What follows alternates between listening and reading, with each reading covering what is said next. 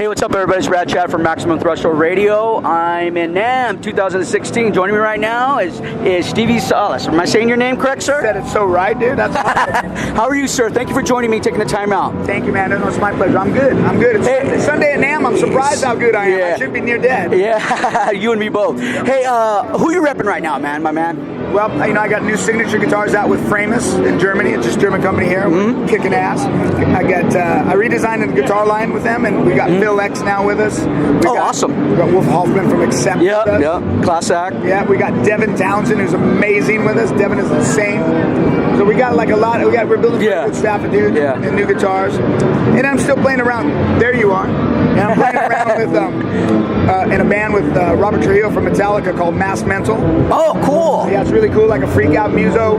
It's like cool because it's a band that like it's virtuoso musicians, but we're all street. You know, we're all surfers. And yeah, it's badass. So we're doing deep stuff, but it's not pretentious. So like we play Lollapalooza, and like kids can get into. Oh wow, you know what man! I mean? So it's deep. So you're sort of like they can deal with the deepness because Robert's so real, and Armand Sabaleko and Brooks Wackerman and Whit Crane and myself, and we get into some deep shit. And musically, that's great, man. And then we'll go do a whole set of vintage Black Sabbath or something, you know. Hey, man. Speaking of Black Sabbath, I mean, you know, a lot of people are passing away. Did you just hear about Jimmy? Obviously, you heard about Jimmy Bain passing away today, man. What's I'm kind of throwing that out here, man. I knew Jimmy Bain. Because when I was a kid, my first band I was in was Rod Stewart, and my tech was named Peter Bain, and he was a real douchebag to me, Peter Bain. But I was so young, I didn't know that I could fire him. So when I met Jimmy Bain, I used to tell Jimmy Bain about Peter Bain, and Jimmy Bain would say, "Hey, man, you know that." He used to give me these pep talks at the Rainbow when I was a kid.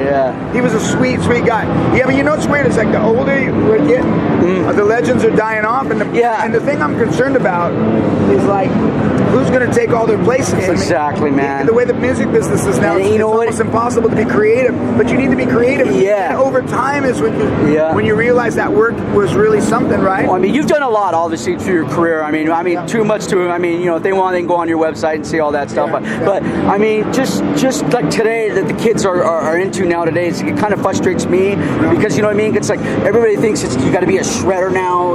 You know what I mean? What's your because you like you said, I mean, you've done a lot. You've produced a lot. It's good to rip, right? It's good to rip, and it's good to know the difference. There's a difference. Like now, people can just go on. I see these people, and it almost looks like it's amazing, but it almost looks like they're just It's like they're just showboating, maybe. No, not even showboating, because it's like they're not even there. It's almost like it's exercise. Like like you can jog as far without understanding. There's got to be something that connects you to the earth. That makes a difference. Like when you watch Phil X play, you shred it, but it's like it's he's a class act. Oh my God, you know, and or Eddie Van Halen, when Eddie plays, it's like it's connected into your nuts, right? It's like where a lot of these new guys are sort of like in their tone. They got like this bedroom tone, I call it. You know, a lot of them never played arenas. I started an arena. Yeah, exactly, man. So exactly. When you play an arena, you have to have a kind of tone that you can hear, and we call the other kind of tone a bedroom tone. You know, bedroom tone, sounds good in your bedroom, right there next to your thing. You know, like, but it'd be lost in the shuffle. It would never make it to the back of the Madison Square Gardens. Exactly. So other than the music that you were just talking about right now, the band that you were talking about, the Metallica type, what else you got going, man? Sorry, man. I mean, I'm mostly tongue-tied here, man. No, I'm mostly producing television now. I produce a really cool music show in Canada called Arbor Live. Did 3 seasons of that, and everybody's on the show from Tommy Lee to, you know, Chad Smith from the Chili Peppers. Everyone does my show.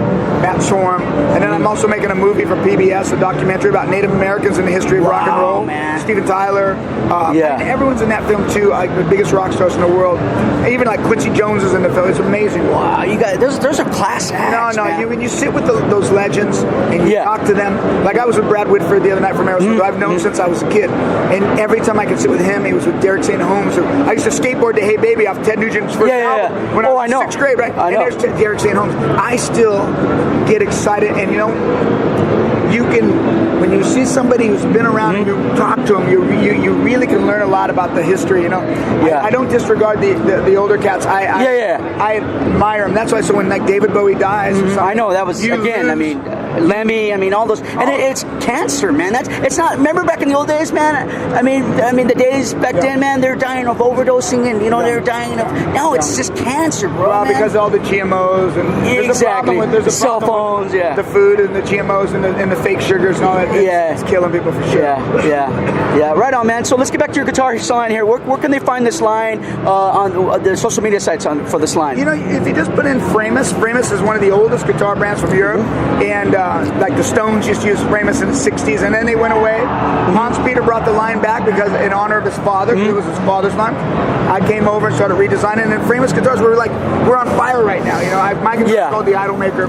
Yeah. And it's you can't see it, folks. I'm sorry, you can't see it, folks, but it's badass. We'll have pictures for you. Yeah, it's awesome because like William from Alice in Chains is playing one of my guitars now. Yeah. When you see these guys playing the guitars, they're awesome. It's fantastic. So what about your sites? What about where can they find your work at, man? Facebook, StevieSalas.com. Really, and for people that want to buy my old records, they cost a fortune. I saw one of my old vinyls the other day. A guy sent me a photo, and it was $69. I'm like, don't buy that. Go to eBay, and you can find a lot of my great CDs, the stuff that was my best work, and for normal prices. Because if you go to the import shops, they cost a fortune. Yeah, right on, man. Hey, anything else you want to share before we time off here, brother? No, man. Just last thing I got to share is that you guys rock.